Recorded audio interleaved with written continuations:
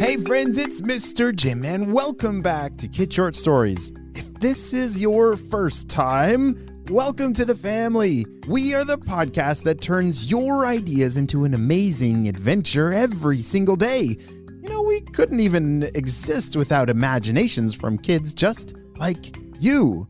So if you have an idea for a story, I'd love to see it. Check down in the show notes below for how you can submit your own story idea, and maybe we'll turn it into an awesome adventure. And parents, if you're new to kids podcasting, I want to challenge you to listen to podcasting for 5 days in a row with your kids. It's going to increase their imagination, decrease screen time, and we're going to have a lot of fun along the way.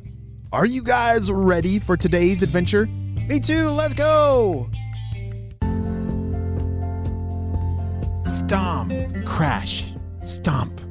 Carter and Wells were on the playground when they heard something enormous crashing through the trees around them. What was that? Carter whispered to Wells. Both boys had stopped running mid-step to listen. The sounds were getting closer. The boys began to run again and hide under the twisty slide. Stomping and crashing was happening all around them. They could see tree branches snapping and being tossed overhead. Then ginormous giant feet stepped over the playground equipment.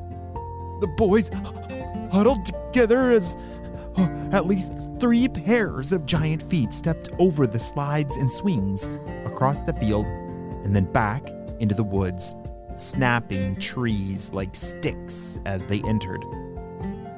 Wells breathed in relief. Oh, I was worried we were going to get smashed like those trees.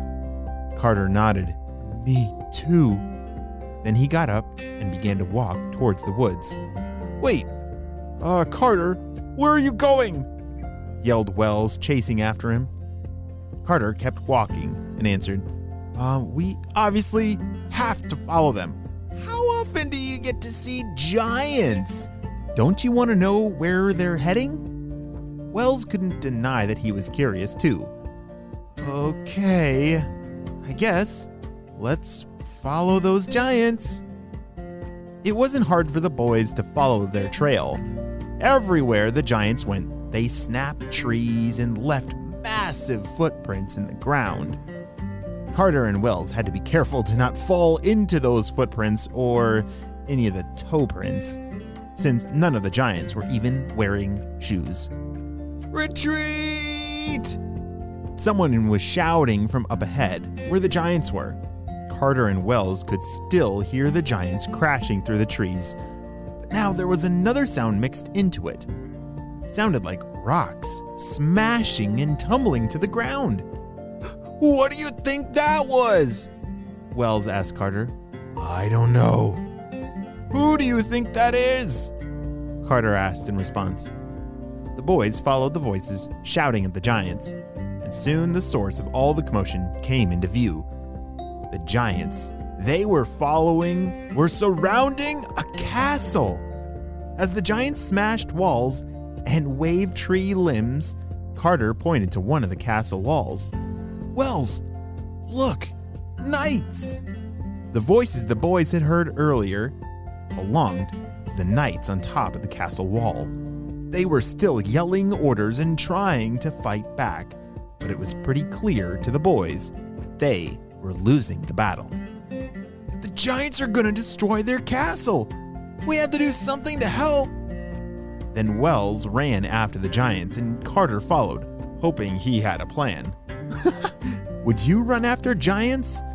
Oh, wow. Yeah, I hope you'd have a really good plan if you're running after ginormous giants. Hey, giants! Wells stood out in the open and yelled. The giant stopped smashing the castle and turned to face him. Okay, you got their attention, Wells. Now what? Squeaked Carter. But instead of Wells answering, one of the knights did. He yelled down to them. Here! Take these! Then he threw 2 long objects at them.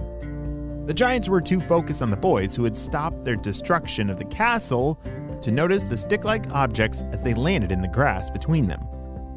Carter turned to Wells and came up with a quick plan. I don't know what those sticks are, but if the knight thinks they can help, we need to get them. Wells nodded in agreement, and Carter continued. The giants are ginormous, but thankfully they aren't very fast. I'll run in circles around their feet and confuse them, and you go for those stick things. Then Carter took off. Hey, we're down here! Hello, giants! He yelled to them as he ran away from the stick, circling the feet of the furthest giant. Boom, boom. It stomped and spun slowly, trying to catch him. Wells ran toward the objects in the grass and picked them up. They just looked like long metal sticks.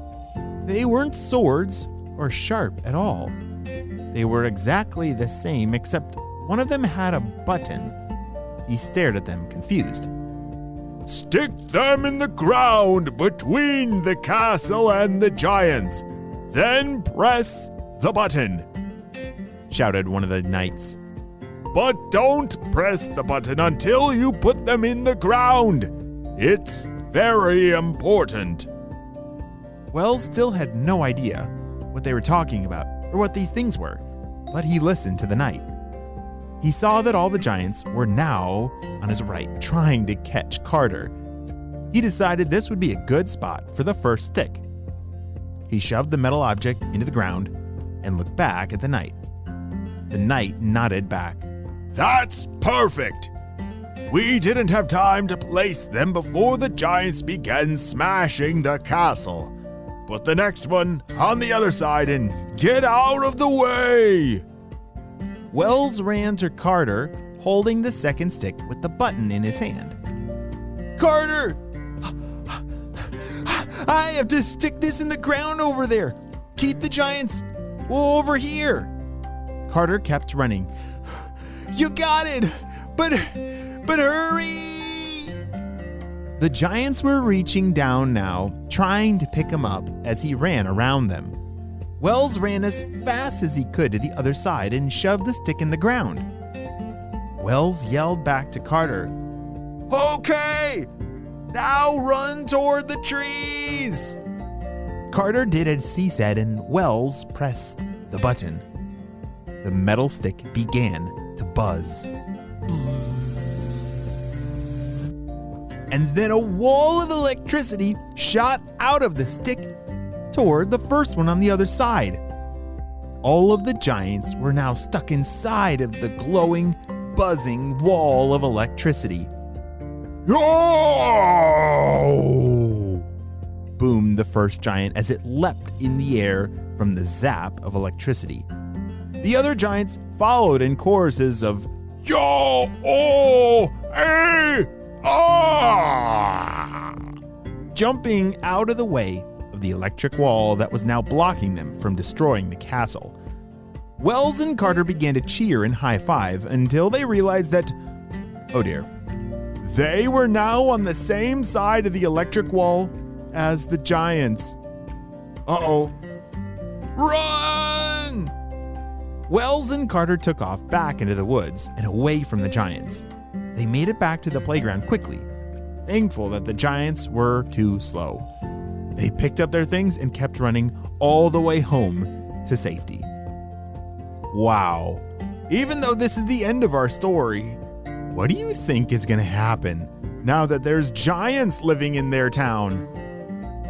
What would you do if giants lived in your town? I'm not sure. We're going to have to keep thinking about that. The end.